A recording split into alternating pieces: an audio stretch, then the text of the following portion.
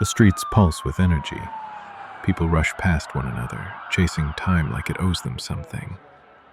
Taxis scream down the avenues, horns blaring, voices rising, neon signs glowing even at dawn. Skyscrapers slice through the clouds. Everything feels alive, fast, chaotic, unstoppable.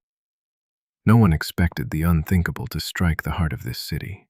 No one imagined it would become ground zero. On the morning of September 11th, 2001, at 8:46 a.m., American Airlines Flight 11 slammed into the North Tower of the World Trade Center.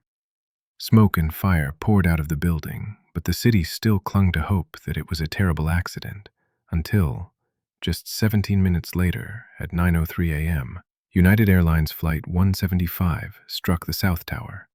That was the moment the world changed. New York and the hearts of everyone in it stopped. In total, 2,753 people lost their lives in the Twin Towers that day. Office workers, firefighters, mothers, sons. Some trapped above the flames, some falling, some running back in to save strangers. While the World Trade Center bore the brunt of the attacks, another horrific event unfolded that morning, when American Airlines Flight 77 crashed into the Pentagon in Arlington, Virginia, killing 184 people. But the nightmare didn't end there. 40 miles away, in the quiet fields of Shanksville, Pennsylvania, another tragedy was unfolding. At 10:03 a.m., United Airlines Flight 93 crashed after passengers fought back against the hijackers. Every single one of the 40 people on board died, but their courage likely saved countless lives. Combined, 2,977 souls perished that day. In the aftermath, Ground Zero stood in silence. Rubble. Ash. The air heavy with grief. But New York didn't stay silent for long. From the ashes, a tribute was born. Two massive reflecting pools, each nearly an acre wide, now fill the footprints of the fallen towers. Around the edges, the names of every victim are etched into bronze, touched by tears, lit by candles, whispered to by loved ones. One World Trade Center, a towering glass monument, now rises beside them, a symbol of resilience and defiance, stretching into the sky.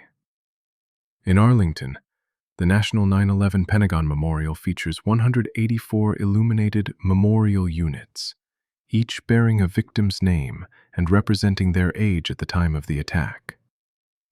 In Shanksville, the Flight 93 National Memorial marks the exact place where heroes fell. A simple, solemn reminder that, even in chaos, bravery can bloom. For most, 9/11 remains a scar, etched deep into the soul of a nation. But for some, for those left behind, for the hearts that never healed, it became something more. A doorway to the unknown, a whisper in the dark, a sense that maybe not everyone who died that day truly left. And that's where the stories begin, focusing particularly on the echoes that linger around the World Trade Center.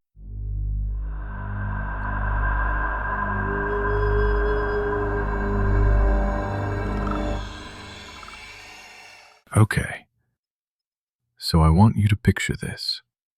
You're traveling to New York. It's your first time. Maybe you're on vacation, maybe on business, and you check into a quiet little hotel near Lower Manhattan.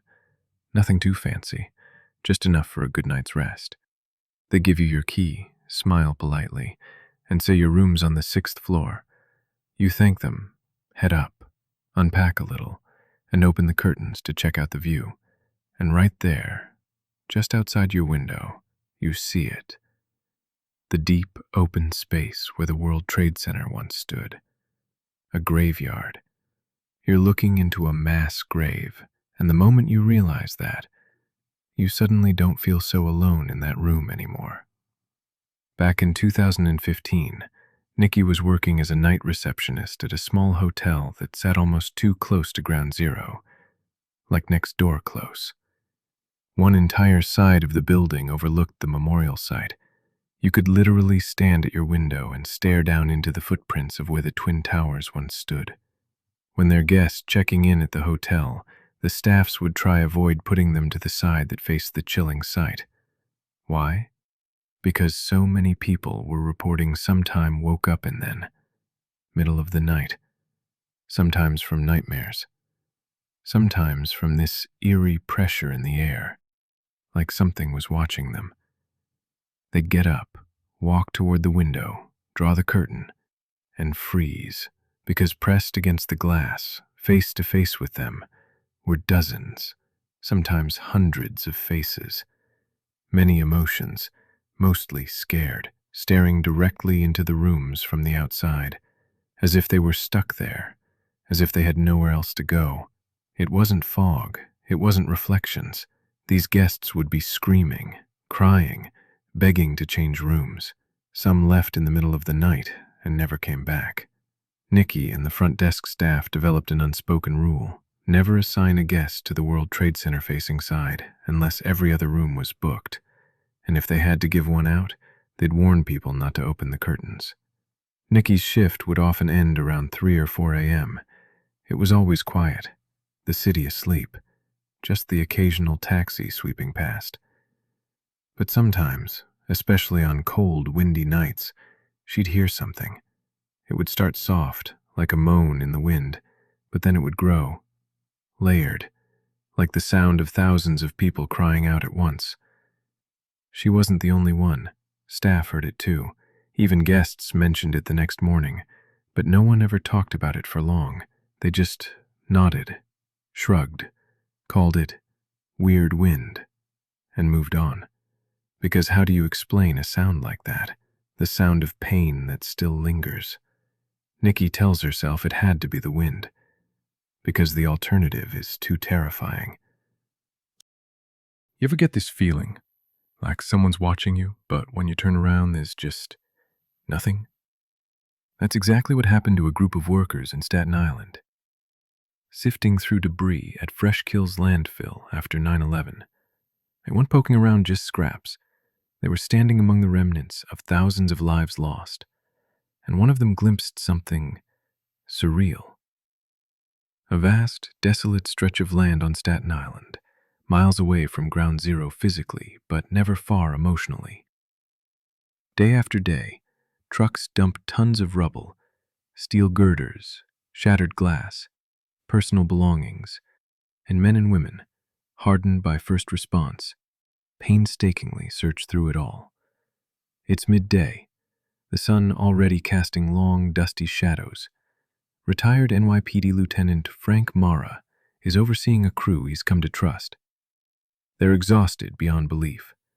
Morale is as stripped as the twisted metal around them. Silence hangs heavy, broken only by the hum of machinery and the dull scrape of shovels. Frank spots something, barely a movement, about 50 yards away. Squinting, he realizes it's a woman in white. At first glance, she could be another worker carrying a tray of sandwiches, offering a respite to these men amid the wreckage. But as Frank approaches, she just vanishes. He freezes. That feeling, like ice down the spine. It's not just the heat or the fatigue. It's her presence. She wasn't carrying a lunch tray for the workers. She was the lunch tray. She was the one who no longer belonged to this world. She was dressed like a World War II Red Cross nurse, white dress, crisp cap, calm composure. Ethereal, but painfully real. Not a shimmer, not a mirage. She just wasn't there anymore. Frank mentions it to a few trusted officers. They brush it off. Stress, Mara. But then more sightings happen. Shadows flicker. Massive black shapes drift behind piles of debris. But what chills Frank to the bone is the ghost nurse, always there, offering food, offering compassion. Frank digs deeper. A psychic medium suggests this is a soul collector, a spirit tasked not with fear, but with guiding lost souls toward the afterlife. It's a chilling thought. There are still human fragments buried in that landfill, remains of so many whose bodies never left the rubble of Ground Zero. Over 1,600 were identified, yes, but another estimated 1,000 were never recovered. That means there are ghosts there. Not angry, not vengeful, just lingering, in shock, hungry for closure. And Our Lady in White? Maybe she's serving one last kindness. Sandwiches, coffee, a quiet reminder that someone still cares. Years had passed since 9/11. Lisa, now a single mother, had lost her husband in the tragedy. She was raising their 4-year-old daughter, JC, on her own. One quiet autumn evening, when things should have been winding down, Lisa overheard JC talking to someone. At first, she assumed it was the TV, or maybe her dolls, but she was completely wrong. Curious, she asked, "Who are you talking to, JC?" Without a moment's hesitation, JC answered, "My dad. I'm talking to Daddy. I can see him." Her voice was filled with innocent certainty. Lisa's heart froze. Maybe it was just a child's imagination. Maybe JC missed her dad so much she'd created a fantasy to comfort herself. Lisa tried to brush it off. But then, it kept happening. The conversations continued. JC would sit by the wall, talking, laughing, like someone was really there. Lisa needed answers. She needed proof. So one day she pulled out old photographs of her husband and his co-workers, all men who had died in the attack, many of whom JC had never even met. And JC? She could name them, one by one, without hesitation. "Those are his buddies," she said sweetly. "Those are the boys." Then she added, "Daddy tells me knock-knock jokes." And she began to recite them. Jokes her father used to tell, ones Lisa had long forgotten. Lisa didn't know what to say. Part of her was stunned, but another part, deep inside, was jealous. Her daughter could still see him, talk to him. And all Lisa wanted was just one more moment with the love of her life. But that wasn't the end. There was Bonnie, another widow, mourning her husband Eamon. He'd been a respected trader at the World Trade Center, a man known not just for his brilliance, but for his instincts. Weeks before September 11th, on a relaxing weekend barbecue with his family, he shared his concern with his brother that something dark was approaching, the possibility of the World Trade Center being hit again. That's not typical barbecue talk. He was debating whether he should take people to the roof this time or try to bring them down the stairs. And days after that, he mentioned it to Bonnie while she was cooking, saying, "You'd better become more of a disciplinarian with the children, because when I'm gone, it's going to be tough." The words rang with ominous finality. It was clear he suspected he didn't have much time left, or that he had some kind of premonition. Then the morning of September 11th came. Eamon awoke, dizzy and swaying from a vertigo attack, something his body had overcome for years, but that suddenly returned sharply that morning. Maybe it was a sign telling him he shouldn't go to work that day. But he went anyway, and he never came back. He died in the collapse. And for Bonnie, her world collapsed too. It took her years to work through the grief of losing the love of her life. But looking at the bright side, her husband had a chance to show just how much he cared for her and the kids. He tried to prepare her. No doubt he's still watching over them, from above, protecting them, loving them, guiding them, just as he always did. Lisa and Bonnie are just two among many who have stepped forward, sharing what might be the most mysterious side effect of 9/11. While the World Trade Center attacks left a deep national and emotional scar for most, for some grieving families, the tragedy also opened a door to a spiritual realm they never thought they'd encounter. And now, we've reached the end of this episode. Do you believe that in places where great tragedy strikes, where screams echo and lives are lost in terror, some souls never leave? Do you believe they're still wandering, still trying to go home? Some don't even realize they've already died. Subscribe for more chilling stories, folk tales, and urban legends from around the world.